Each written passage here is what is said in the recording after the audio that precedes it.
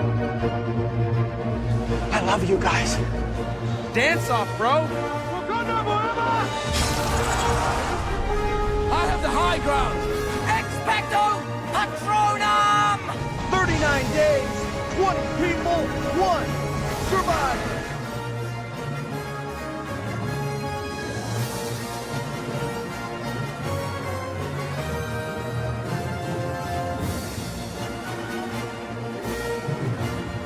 Tribe of Nerds. Hey everybody, welcome back to the Tribe of Nerds here on Reality After Show. We're so excited to be here. Definitely subscribe to both Reality After Show and the main Tribe of Nerds channel so you don't miss anything. But we are here, Kevin and I are here with Cameron and our guest this week, of course, Kristen, Scream superfan and host of Survivor Vanquish, which just concluded its All-Stars season. So, welcome to the podcast, Kristen. Thanks, I'm so excited. Oh gosh, look, I already broke something. Here we are. That didn't take long. Didn't take long at all. I'm surprised. Yeah. Well, we're really excited. We're going to be ranking all 6 Scream movies and all 13 Ghostface killers from the 6 movies. So we already have everything calculated, so we are just ready to go. So we'll start with the 6 movies, go from 6 to 1, and discuss as we go, and then 13 to 1 for the killers. So let's get going with the movies. So at number 6, the worst of the 6 Scream movies is the end of the original trilogy, Scream 3, with a 5.25 average. I think some of us rank this as the worst or like the second worst, so or like all of us. Is this really surprising? It's like kind of silly. No. It was also a mess to make. It was it was like they were rewriting it as it was happening. There was supposed to be a second killer. Angelina. I'm still hoping in It's a so future sad movie. that it is like so low because it is our only Scream movie with 1 killer, even though there was supposed to be 2. But like, it's the only solo killer, and so it sucks that it's so low. Yeah.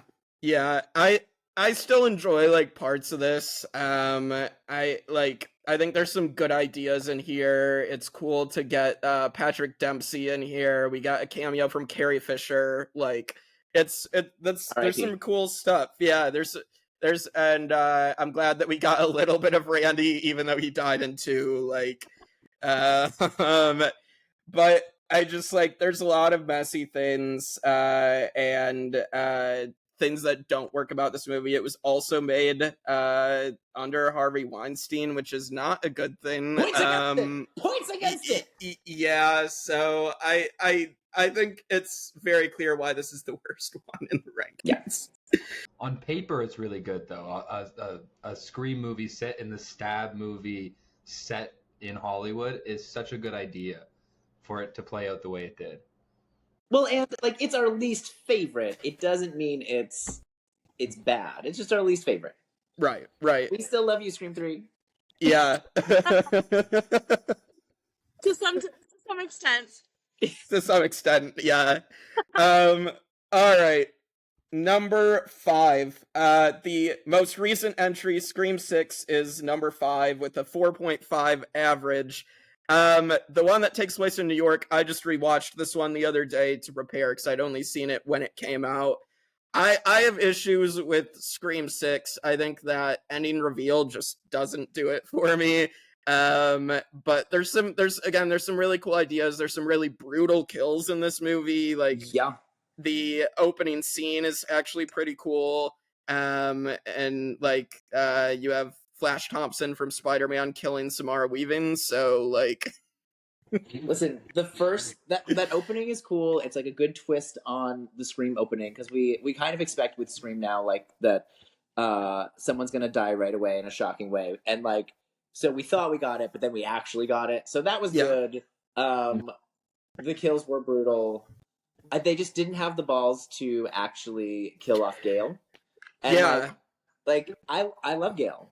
I don't want her to die, but she should have died.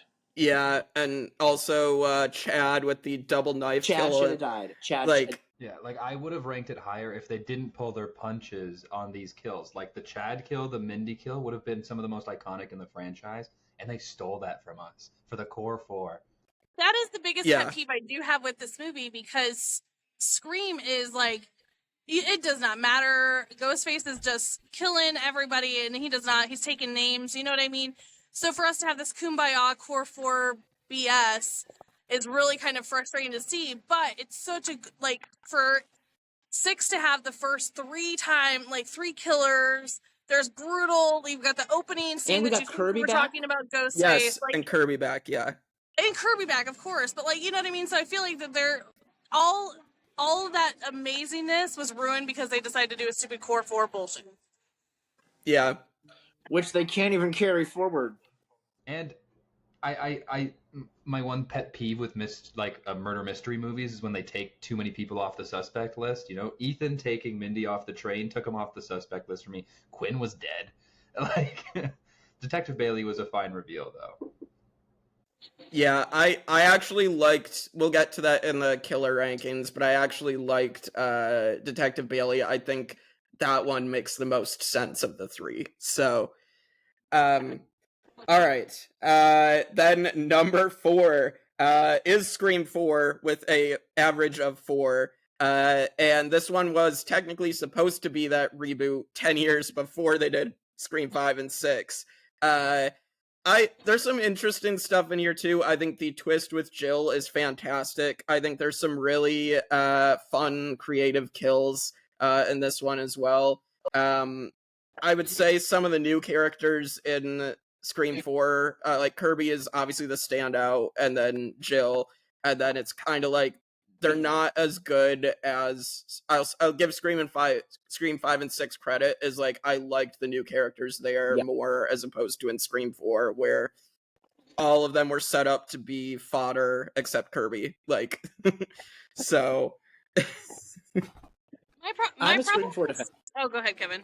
No, I'm a Scream 4 defender. I like Scream 4, and I watched a video about like who killed who, and basically Charlie killed everybody.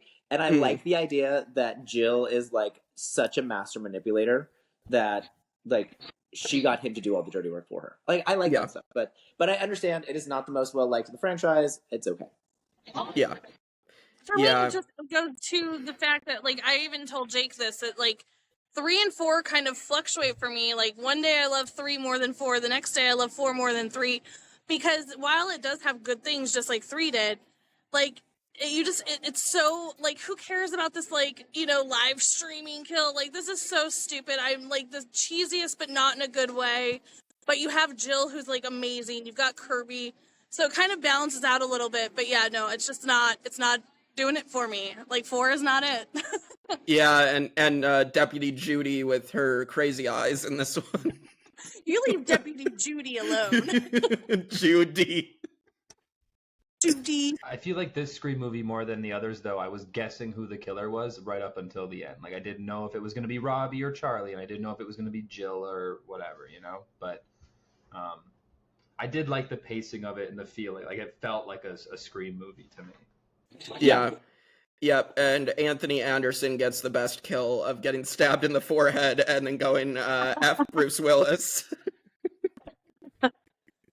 So, alright, so then now for our top 3, and number 3, Scream 2 with a 3.25 average, and this one is like, you know, it's a great sequel to the first one, not as good as the first one, like not as polished, but I still really like the second one. I think we get a lot of good stuff. We get Cotton Weary, like Liev Schreiber gets so much to do in this movie, gets a great arc that sets up when we get to 3, the part of 3 that sucks is when Cotton's like the opening kill, and like this one sets that up. And so that's good. We're obviously going to talk about Nancy Loomis being just like a great follow-up killer. And you also get Sarah Michelle Gellar in this movie as well as one of the kills. So I can't believe we had this, and I Know What You Did Last Summer, and we get Buffy the Vampire Slayer just like running away and making dumb choices. Yeah. She ran up the stairs. I was like, no, Buffy, no, don't go up the stairs. And a great opening kill. Oh, when she's in the theater and she's literally in front of everyone and no one believes it because they think it's part of the Yes. Yeah, Jada Pinkett Smith and then the guy that was in that show, Resurrection. Is it Omar? Is that who it Yeah, was? Omar Epps. Yeah. That show that I just mentioned is like a show that got canceled after like 2 seasons. You know, though, I have to, like, the thing that bugs me so much about this opening kill is, I don't know if it's, like, angles or not, but Jada Pinkett Smith's neck is, like, the longest I think it's ever been. She's putting giraffes to shame. And it's distracting. Like, it's distracting. No wonder the people were sitting there like, who cares if she's being killed right now? Like, look at her. But, no, it sets something up great. Like, you joke about it, but it does set up something so great for 2 after coming off something so fantastic from 1. And I think that 2 really, like, it's right there. Like, you can't, sequels can either go one way or the other. They can either be really, really bad or they're going to be just as good. And I think, you know, a combination of, like, Mrs. Loomis and, like, all this other stuff and, like, just these cheesy things of, like, let me sing on a table. Like, it's just, like, the perfect amount of scream and corny and, like, everything. So I love to. Jerry O'Connell. Yeah. No, but I think everybody actually does, but it's so funny that it's good. But like, my thing is, like, I understand why they do it, but it sucks to see Randy get killed off into, like, that, because he was obviously, like, my favorite character, in 1. You liked the movie, nerd? Weird. Yeah, of course. I'm shocked. But it's just, yeah, but it's just, like, it's so sad, to see him get killed off in this one, and just, like, because, like, if they're gonna keep, like, the core 4 alive in the new trilogy, or the, I guess, new duology at the moment, but they're gonna kill off. But then they're gonna kill off Randy in this one. I don't know. Yeah, it's just sad. But also in a way, too, that they were so prepared for it, right? Like, they all were like, okay, we're gonna grid this out. We know that they can see us. They know that we're on a cell phone. Like, they were so smart about it. And Randy, of all people that knows all the things, turns his back on a creepy van. Like, you never turn your back on a creepy van, y'all, okay? Like, yeah. Not in Scream. Like, not in Scream, but yeah, no, I just feel like that kind of sucked for a Randy, you know, death, because there was just, like, it was so frustrating to see that they were so set up and they were so ready for anything, yet they weren't. Yeah. But it is super nice when, like, you know that nobody's safe. You know, once they killed Randy off, you're like, okay, anybody can die then. There is no limit. And at the time, Gale and Dewey were not invulnerable. Like, obviously they weren't. Maybe Gale is. Yeah. Gale gets like wounded in the stomach like every single movie. So. Yeah, true. Scar tissue at this point. All right. Oh, yep. All right, number 2, we have Scream 5, 2.75 average. Scream 5, just rewatching it yesterday even, I enjoyed it again. This is a really solid, like, requel, and just, like, the fact that you get such a good motivation for the killers, even of, like, Toxic Phantom, that's so relevant to movies since, like, 10 years ago. Like, it was so good, and, like, the new characters were very likable. Similar to Randy, my only gripe is the Dewey death. Like, it's just, like, it's sad to see Dewey go, and also... Let's not talk about it, Jake. Stop talking about it. Even more so, that note about, like, nobody is safe, that is even more true than because of Dewey. Because Dewey's made it through 4 movies before this, right? Like, yeah. He, like, and should have died so many times. Like, yeah, he's supposed to be the invincible one. And, like... Yes. No, so, it's, like, it's the part where, like, you're, like, everybody is in love with Dewey at this point, right? Like, Dewey is, like, the best thing that's ever happened to the screen. Like, we all love Sidney Prescott, right? But, like, Dewey has our hearts. And to just, like, he's like, nope, you gotta, like, shoot him in the head, you know what I mean? Like, you gotta take care of it. And for him to just get distracted, or, like, one stupid mistake, and then we lose our beloved. And it was heart-wrenching. I cried like a baby. Don't judge me. I was ugly crying in the theater. It was a horrible death for me. Yeah. I judge you plenty, don't worry. That's okay. But also, here's the funny thing too. Is so I just started introducing Scream to my kids, and Raddick, my oldest, he instantly loved Dewey, just like all of us. And like again, like even as a young person, not really, you know what I mean, just now getting into the franchise, sitting there on the couch just bawling his eyes out as Dewey's dying. Like it's just like one of those things that just shows you how much we all fell in love with Dewey. Oh, it is just so heartbreaking though, and like the ghost face that kills him does honor him a little bit. Like the like no death in the franchise has ever got that much love from the killer. But it is heartbreaking and gut wrenching. But you know it has to happen eventually. But this is also my huge gripe about this part. Is we're set to believe that Amber did this. Like, come on. This is the biggest. She was very motivated. She really wanted a good stab sequel. There's no way. Like Amber grew 6 inches overnight. She's overpowering. Like I cannot. She wanted a new good stab movie. I don't understand the problem. Yeah, my older. This is where I can't get it. That's why I can't get behind it. Like, not only is it heart wrenching, but like we're meant to believe that this is Amber. This is a joke. Yeah, the 5-foot-something girl beating Dewey like that. Yeah, my older brother had the same gripe. Yeah, but yeah, my older brother had the same gripe, and he's told me about it. So it's you put on that ghost face mask and you put on the black like cape, and you now are whatever Ghostface is. Like your actual body metrics out the window. Yeah, right. you magically you grow. can grow 6 inches in a matter of seconds. It's fine. I don't know if they edited it since it came out in like a theatrical release, but I swear when I rewatched it, she looked like the ghost face that kills him looks shorter and doesn't lift him that far up off the ground. I'm like, okay, you know what? It's more believable the more I watch it. But at first you're like, there's no way. But also, Dewey, just shoot. It's laying down in a trophy case. Just shoot it. Why'd you get close? Yeah, I don't know. There's people that make interesting decisions, and even poor Dewey makes some not so great decisions. So, listen, if I'm ever in a Scream movie, I'm gonna make it to the end because I'm not gonna make the dumb choices that these people make. No, you won't, because I'd be like Ghostface and I'd help them out just to get rid of you. I'm pretty sure Sarah would be Ghostface just to get rid of Kevin. Sarah would be Ghostface, and that's why I would be safe, because I know not to trust her. Sarah's all right. To get to Kevin somehow, right? Right, exactly. All right, and then our number one movie, of course, has to be the original with a 1. Everybody gave it a 1, so like... It's so obviously the best. It's so obviously the best. If somebody didn't give it a 1, I was gonna have a problem. I was gonna like so come for somebody that didn't put 1 as number 1. Like I even sat there and I was like, could I even put any of them above 1? Could I put 5 above 1? No, I can't do it. I can't even do it. Like, it's just...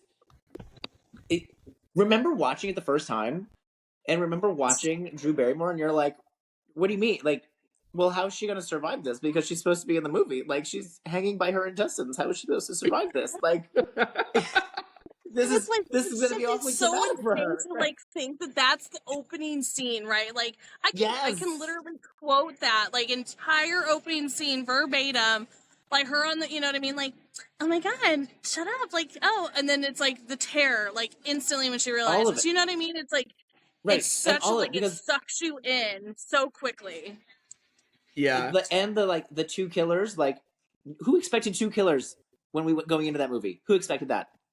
Not me. Nobody. Yeah, nobody. I mean, just like it's so well written too, and then like you rewatch it and you'll pick up on more stuff. But like even the fact like you think in scenes that it's like obvious that Stu and Billy, like the video store with Randy, like it's obvious that, you know, they're the killers, but then you're like, it can't be that obvious, but it's just so well written. Yeah, but like it's just so funny to watch that scene and be like, Randy literally is talking to the killers right now, and they're literally like taunting him. Like, it's so good. But also, it's because there was 2. Yeah, yeah.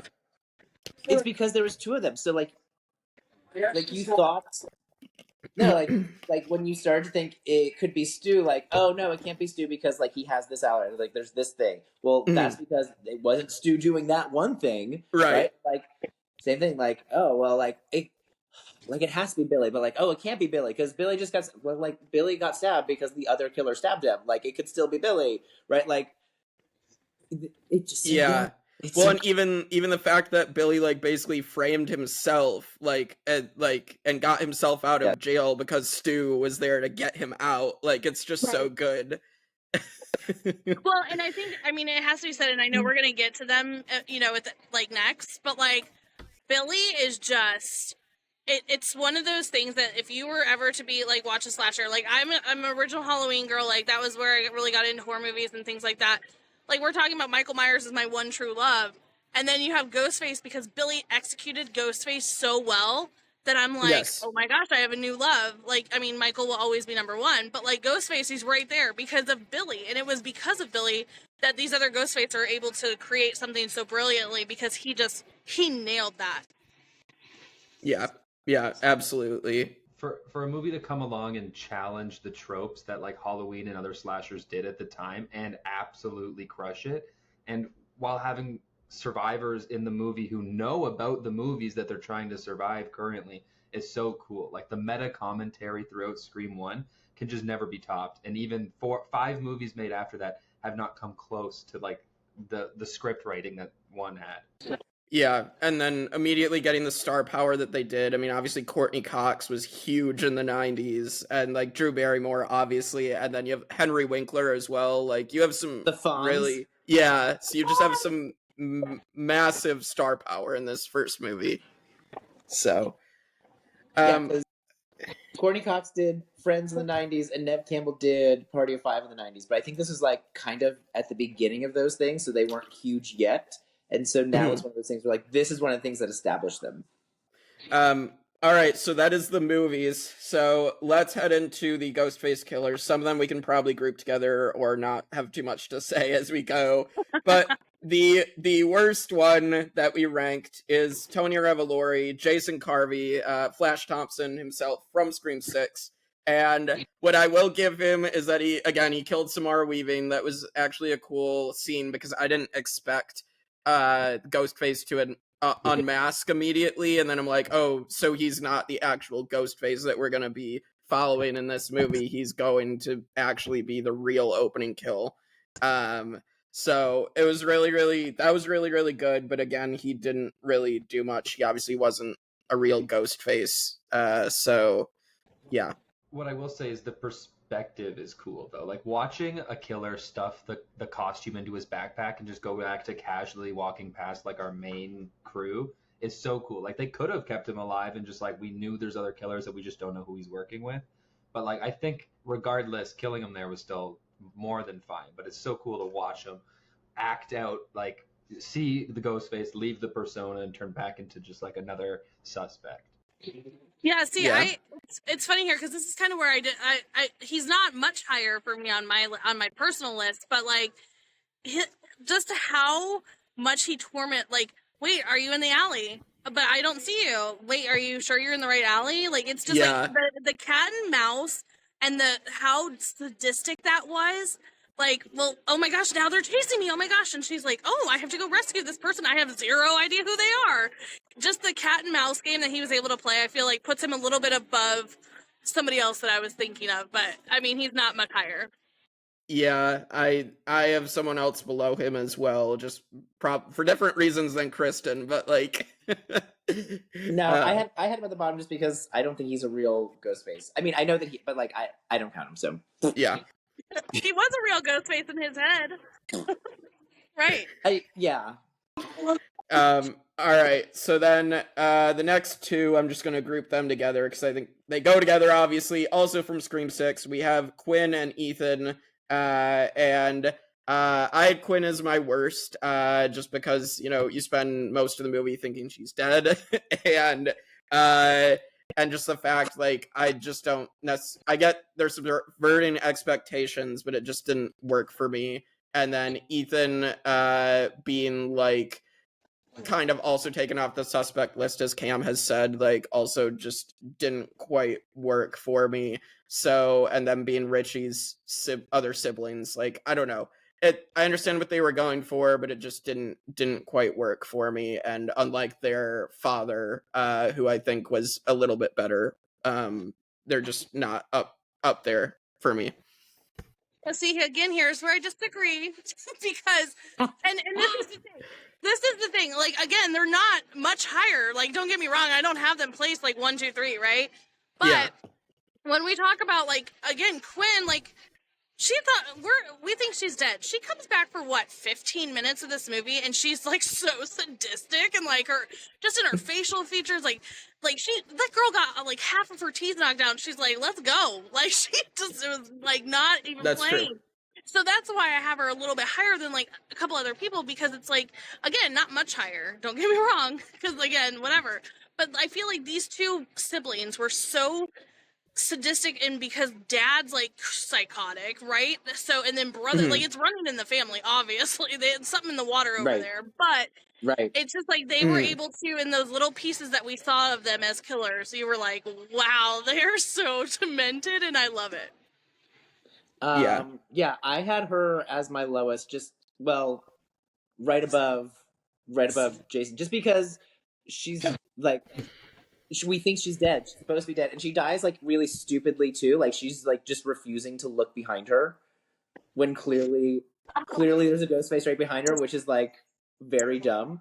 So I did have her really low. I had Ethan kind of in the middle, just because like I think some of the things that I think were him, he was like kind of brutal. So okay, like, yeah, I'll give you points for that. So I had him in the middle, but yeah, I mean, clearly the dad is the standout killer from that trio. Yeah, for sure. Yeah, I can agree with that. While I think Quinn was underutilized in the final scene, like, she is dead for most of the movie, takes off the mask, she kind of hardly does anything, and then gets shot in the head. You know, it's unfortunate because the actress portrayed Quinn as a crazy person so well that I wish we got more of it. Like, teeth bashed out, gushing blood from the mouth, but it's just like sadistic with the knife is great.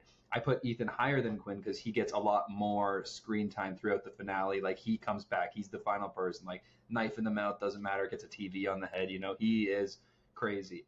All right, and in 10th, I'm a little surprised because I think Cam and I had him higher than both Kristen and Kevin, but we have Mickey Altieri from Scream 2, Timothy Olyphant. I don't know if, I told Kristen this the other night, but I think it's just like the performance of Timothy Olyphant. I actually really like in like when he's revealed as the killer and he's kind of just playing with Sydney and just like really I kind of just like the performance there. And I'm not saying like he clearly was obviously being the puppet of Nancy Loomis, but like I don't know, I kind of just, it's the performance that elevates him for me, but I'm interested to hear what you guys have to say. I wouldn't even give him the title of puppet. He was such a joke. I'm sorry. I cannot. Mickey is very set last for me.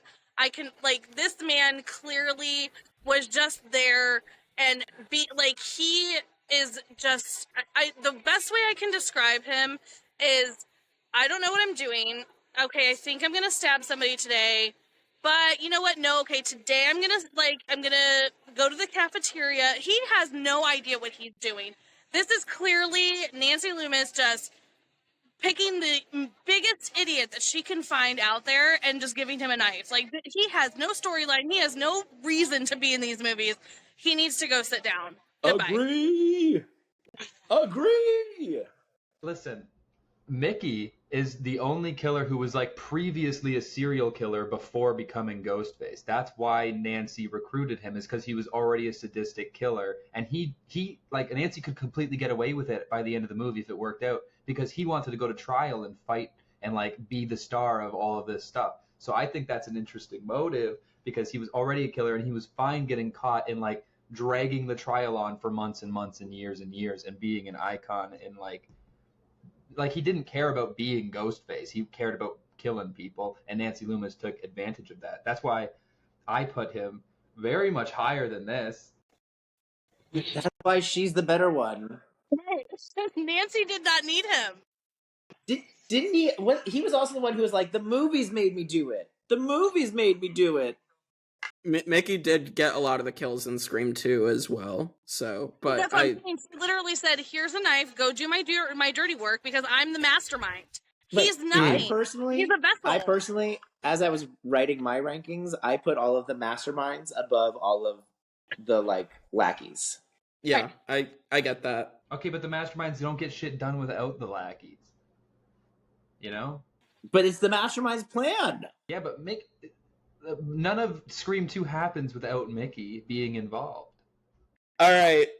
So then moving forward, so we have a few people tied. So the reason I broke ties is if someone had one of the killers way lower than other people, even though they have the same average. But number 9 is Charlie Walker from Scream 4. And a little bit of a lackey as well to Jill. I mean, Jill's clearly, using him. He does a lot of the kills as well. So I guess this is proper placement for Charlie to be like right above Mickey because they are pretty similar in that way. So they're the exact same. They're the exact same. Mm-hmm.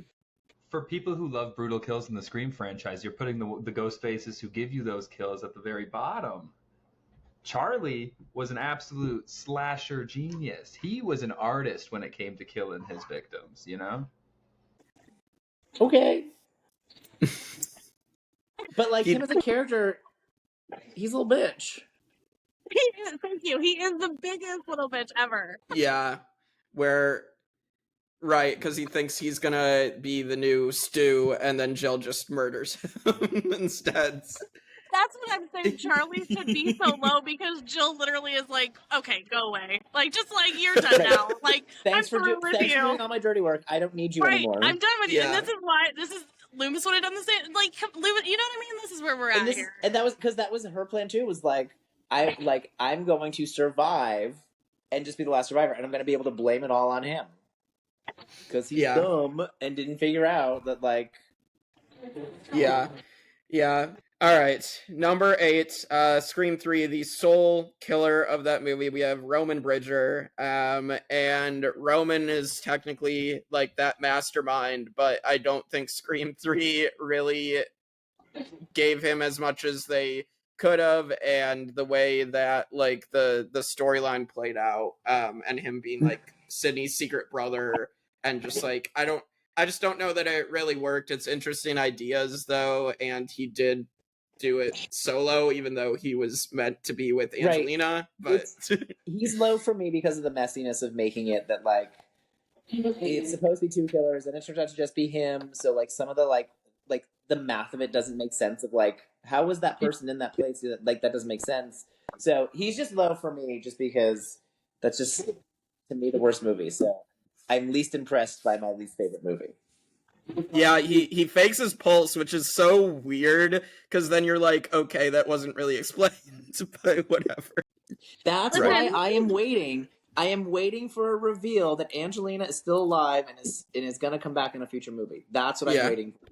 This goes back to the whole Amber grew like 6 feet to kill Dewey, because it's these moments where you're like, okay, whatever, it's obvious like that can't happen, but Roman has to give props because we all know that like there was supposed to be another killer, but he is technically on record because of the movie the only solo Ghostface, so he has to get at least. I agree where he is at his placement. Yeah, very good. But one more thing before we move on. Retconning the whole first movie and saying that Roman planned it all annoyed me greatly. Yeah, I agree with that. It's something to where a third movie, I'm going to reference Spider-Man 3, like in our first episode, just like when you're going to retcon the events in the first movie to try to make it make sense in the third one, it just doesn't work. So, anyway, all right, number 7, we have Dermot Mulroney, or Detective Wayne Bailey. I like the fact that it is someone who has infiltrated into the police force and is like has all that knowledge of how to like get around the city and like get in places. I actually like that is a Ghostface killer. I had him way high. I am shocked by this. I'm shocked. I had him at like number 10 because I don't like the reveal, but I do like the concept of what he is. It's just like the reveal wasn't very good, so it sours it for me. So I remember watching it, and I remember like he's the one who calls and says it's Kirby, but it's actually him at the time, and like they're leading you to believe she is crazy throughout the movie. So like and like even though Nancy Loomis has been a killer before, like I don't know, I wasn't looking at the old man, and like his daughter died. Like I wasn't considering him. I had considered Ethan, right? Like that made sense, but I'm like, and like the weird kind of boyfriend that she's sleeping with next door. Like that's who I'm like, what's going on with these people? I'm like, oh yeah, that's right. There's a cop, and it could be a parent of someone who died. Shit, I forgot about that. And he's also brutal. Like he is like, if I'm not mistaken, he's the one who goes after no, he doesn't go after Gail. He goes after, I forget which one he goes after. But he's like the full-grown adult man trained killer. Like yeah. Well, and it's also cool because like I think Ethan was probably the one in the bodega. But like the fact that's why he trained his kids as well to like know how to kill people, know how to work a shotgun, and all this other stuff. Like that's what's cool about that as well. And you get things like the bodega scene, which like is so crazy that they actually did that, and they're just cool with killing people in public or on the train. Like Detective Bailey's a dumb little bitch. He ran at Sam Carpenter with a gun in front of him like this and didn't shoot her. Just ran at her. And then they run into each other and fall off the balcony, and then he shoots his gun. I'm like, what are you doing? You just watched your daughter get shot in the head, your son get stabbed in the mouth, and you're not going to shoot her? You're just going to run at her? Come on. That was goofy. I'm not going to lie. To be, I'll let Kristen go. No, I was staying on mute because they just brought something to the main stage, and so I was trying to like find something quiet. But the reason why he's so low for me, my freaking 14-year-old figured out that he was the killer from literally like 2 seconds into the movie. So I'm like, you're not a very good Ghostface if you're getting found out by a like teenager. So I'm sorry, Kevin. I know you had a massive love for him, but like, don't get me wrong, he's still a decent killer, but he's where he needs to be. I agree, middle of the road. Well, he's going to be middle of the road in the combined rankings for now. I enjoyed his run. It's fine. Yeah. It's fine. Yeah. Be wrong. All right, well let's finish the top half here as we close out, but soon. But Amber Freeman, Mikey Madison as number 6 in Scream 5. I think like one thing I like about her is, again, we're talking about brutality, and she has this way of like killing. One thing that I like that she does, I think she's the one who kills Wes and Judy as well, like where I think she goes for the throat a lot in her kills, like where she's stabs Wes through the neck, and just like I like the brutality there, and like how crazy she is, and just like I don't know, I like everything with her there. I just don't like how she kills Dewey, but like I can give that a little bit of a pass for the rest of the performance being good. Yeah, here's the thing with Amber, like I want to hate her so bad. Like I want to say that she's a horrible, horrible killer because of what she did to Dewey, but like this girl, like she had hand sanitizer, lit her face on fire, and she's still going. She is a firecracker. She is going to get what she wants. I mean, it didn't end up working out for her, but she was not quitting, and she was sadistic, one of the most sadistic. And that's where she has to be placed higher. Like, I'm sorry, she is just a phenomenal killer. Mm-hmm. Amber did it out in the open. You know, she did it with her chest. Like, she's the opening text calls and calls coming from Amber. She was just like, it makes sense. They've never used the actual killer to do this. So, like Richie and Amber were so out in the open compared to every other Ghostface. And when they meet Dewey even says it's always the boyfriend. And, like, they're pointing at these two the entire movie. But it subverts our expectations from being them because of that. Yes. But like even just like think about her coming out of the house, like when Gail and like they're walking up, and she's like, "Oh my god," and then she's like, "Fuck this," It's like, God, I love her. She just does not care. Yeah, I had her low, but I had her low because, like I said, I had like I had all of the like masterminds and all the little bitches, and so just as I was like sorting them, I was just picturing her kind of like silly makeup, face on fire look, and I was like, "That's ridiculous. You're going down lower." And here I'm like, this is her being a whippersnapper. You gotta get her in there. I think this is, I think this is a good place for her, though. I'm just looking at the top 5, and I think these are undoubtedly. I mean, this just seems like it should be the top 5. But Agreed. all right, number 5. Let's talk about Laurie Metcalf and Nancy Loomis. Just being this mastermind, being Billy's mother, and then just like talk about crazy eyes. We're talking about the. I think her performance with her eyes is just astounding. Like, this woman is. Kristen too. Kristen might be able to attest to this too. She was the aunt from Roseanne. Like, this was.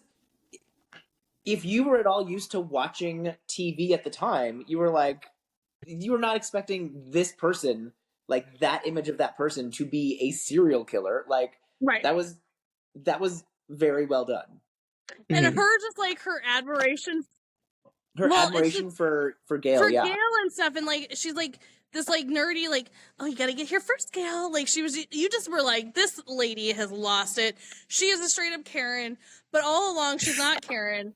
She is the epitome of mommy dearest. Like, you know what I mean? Like, I love Mrs. Loomis as a killer. She's amazing. Yeah. I think Cam had her lower than all of us. Well, Cam can't be right about everything, okay? So I didn't have these like presumptions about her actress, right? I just was watching the movie and I was very disappointed when she came out. I was almost like, the reporter lady? And then she turns out to be Billy's mom, and I was like, I think what makes it even more so, though, is like, we're set up in the first one, right, where she left.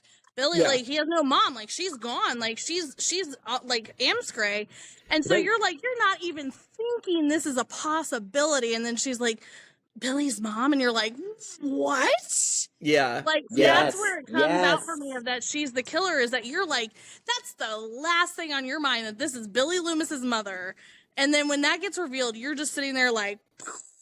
Yeah. All right. And then number 4, we have Jack Quaid. We have Richie Kirsch. And as soon as scenes Jack Quaid was in this movie, I'm like, they're either going to make him really likable or he's going to be one of the killers. And like, because when you have Jack Quaid, the height of his popularity with the boys and like everything, I just like was pretty sure that they would make him the killer for that reason.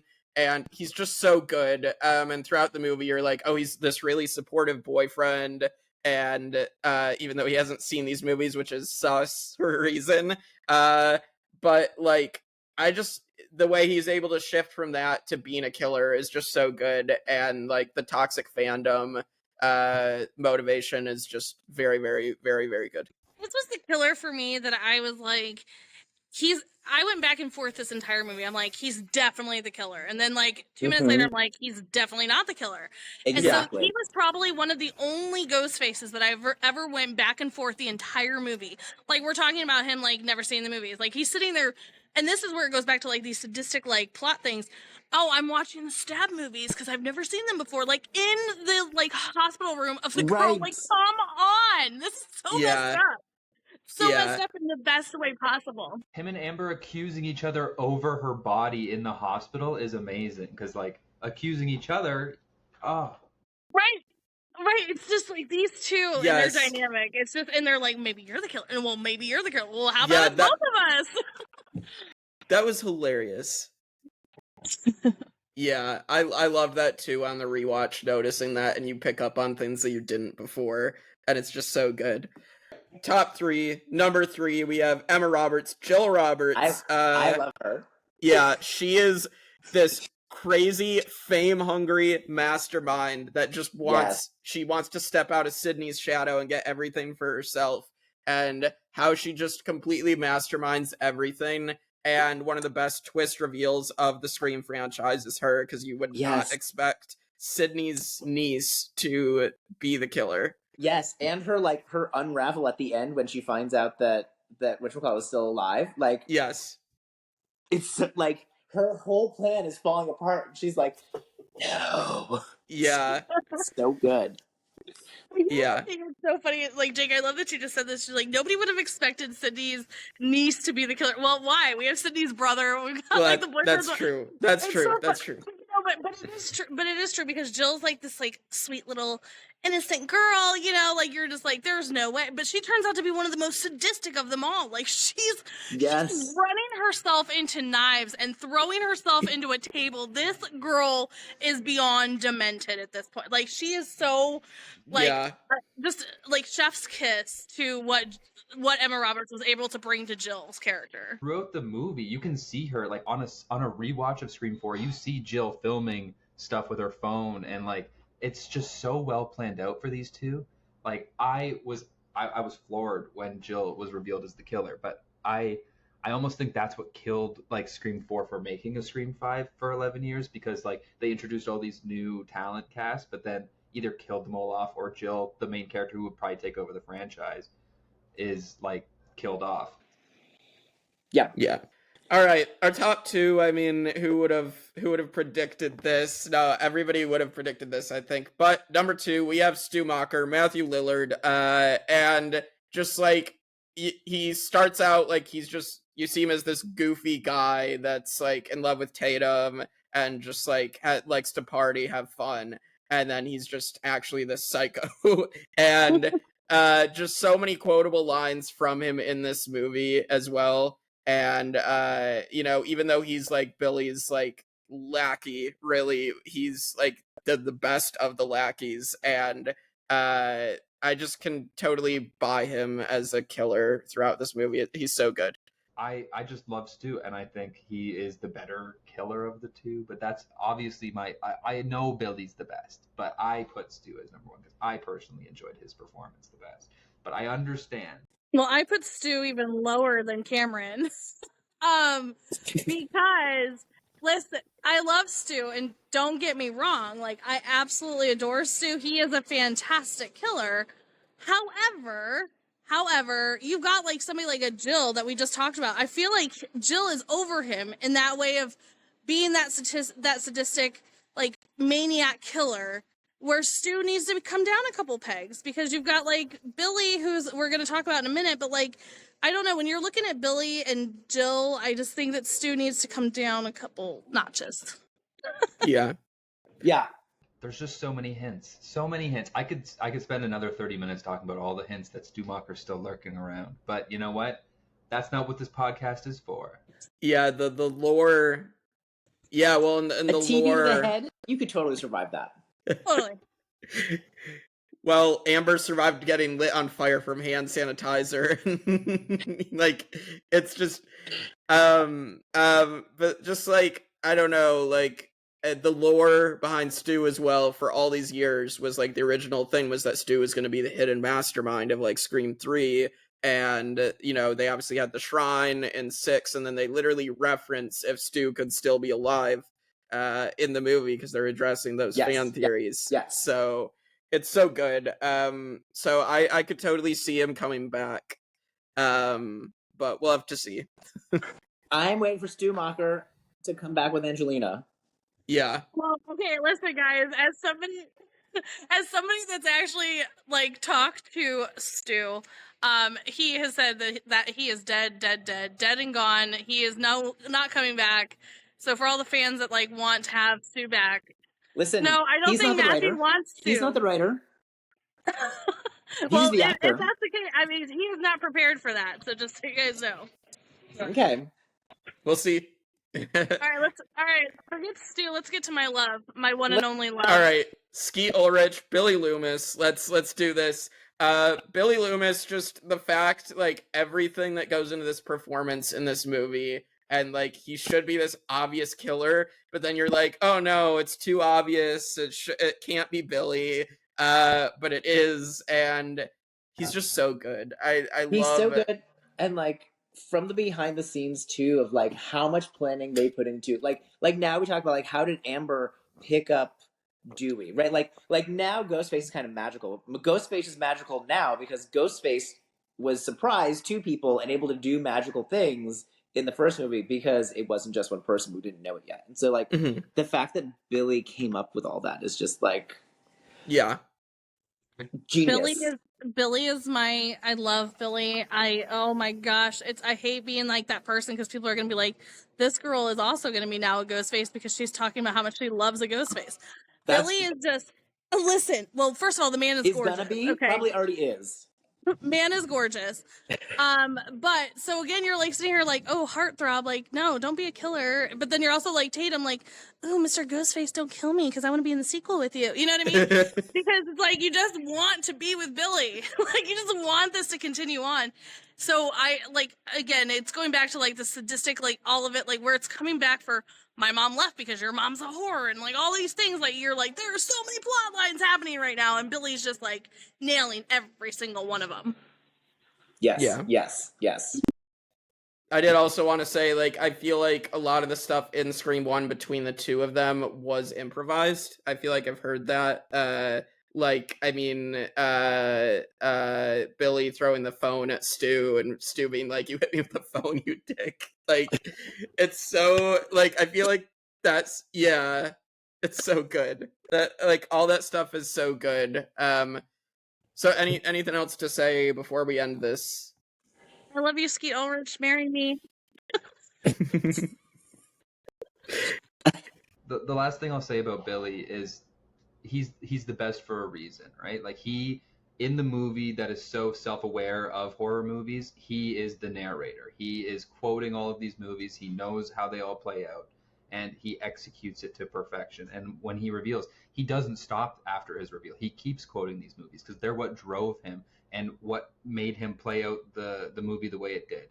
And I think for Scream 1 and how like meta it was, he was the perfect choice, and he played it fantastic. It's really cool. So with that, we have Billy as number 1 and Scream 1 is number 1. So that is the end of our Scream podcast. So again, please go subscribe to Reality After Show so you don't miss any upcoming episodes and our Tribe of Nerds main channel.